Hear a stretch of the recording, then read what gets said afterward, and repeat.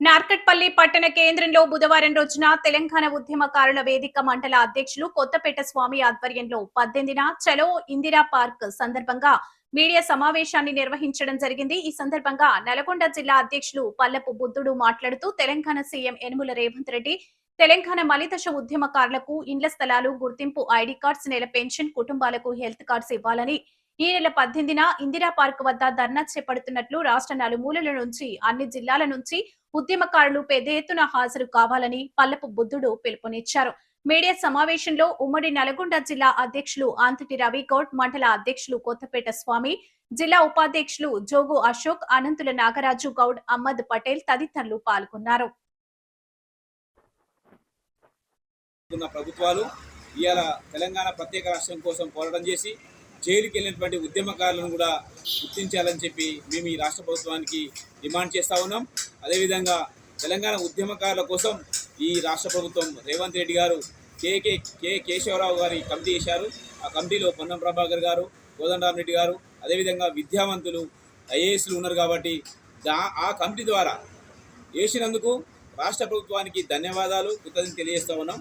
ఆ కమిటీ ద్వారా కాలయాపన చేయకుండా తెలంగాణ ఉద్యమకారులకు ఒక పింఛను, ఒక ఇల్లు, అదేవిధంగా ఆ ఉద్యమకారుని కుటుంబానికి ఒక వృత్తి కలిగే విధంగా, ఆ కుటుంబంలోని విద్యార్థులకు కూడా కొంత లబ్ధి చేకూరే విధంగా సీట్ల విషయంలో అయితే ఉద్యోగాల విషయంలో కూడా కొంత వెసులుబాటు కల్పించాలని చెప్పి తెలంగాణ ఉద్యమకారుల వెల్ఫేర్ సొసైటీని ఏర్పాటు చేసి ఆ వెల్ఫేర్ సొసైటీ ద్వారా ఈ యొక్క తెలంగాణ రాష్ట్ర వ్యాప్తంగా ఉన్నటువంటి ఉద్యమకారులు మొదటగా జైలుకు వెళ్ళిన వారికి ఆదుకోవాలని, అదేవిధంగా ఎఫ్ఐఆర్లు, బైండ్ ఓవర్లు క్రియాశీలకంగా ఆ రోజు 2001 నుంచి వెళ్ళి 2014 వరకు ఏదైతే మలిదశ ఉద్యమంలో తెలంగాణ ఉద్యమకారులు పాల్గొన్నారో వారితో పాటు 1969 ఉద్యమంలో తెలంగాణ ఉద్యమకారులు ఎవరైతే ఉన్నారో వారికి లబ్ధి చేకూరని వారికి కూడా ఈ ఉద్యమ కాలంలోనే ఈ రాష్ట్ర ప్రభుత్వం, ఈ కాంగ్రెస్ ప్రభుత్వం రేవంత్ రెడ్డి గారు వారిని గుర్తించి ఆ గుర్తింపుకు కార్డును ఏర్పాటు చేసి ఒక పింఛను, అదేవిధంగా ఆ కుటుంబాన్ని ఆదుకోవాలి.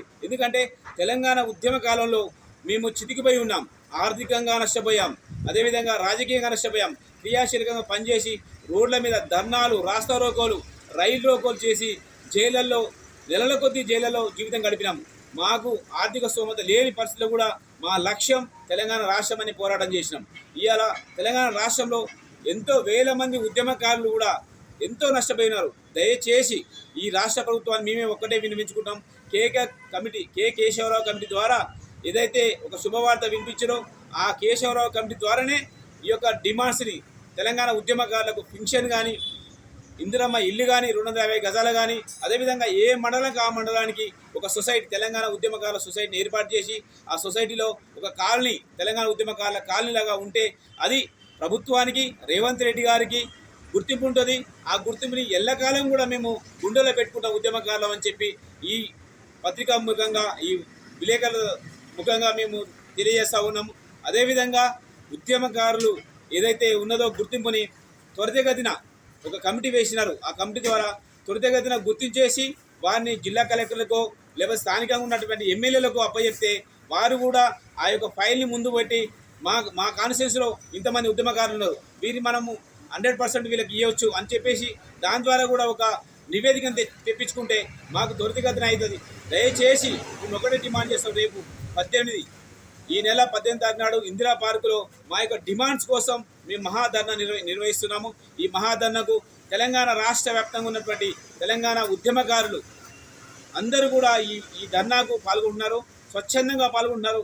ఆ ఉద్యమకారులు మా డిమాండ్స్ ఏంటంటే తెలంగాణ ఉద్యమకారులకు గుర్తించేసి ఆ యొక్క తెలంగాణ ప్రభుత్వం నుంచి ఒక మంచి గౌరవాన్ని, మంచి గుర్తింపుని ఇవ్వాలని చెప్పేసి కోరుకుంటున్నాం.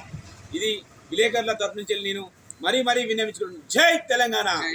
తెలంగాణ ఉద్యమకారులకు, తెలంగాణ ఉద్యమకారులకు జై తెలంగాణ! తెలంగాణ అమరవీరులకు, తెలంగాణ అమరవీరులకు జై తెలంగాణ!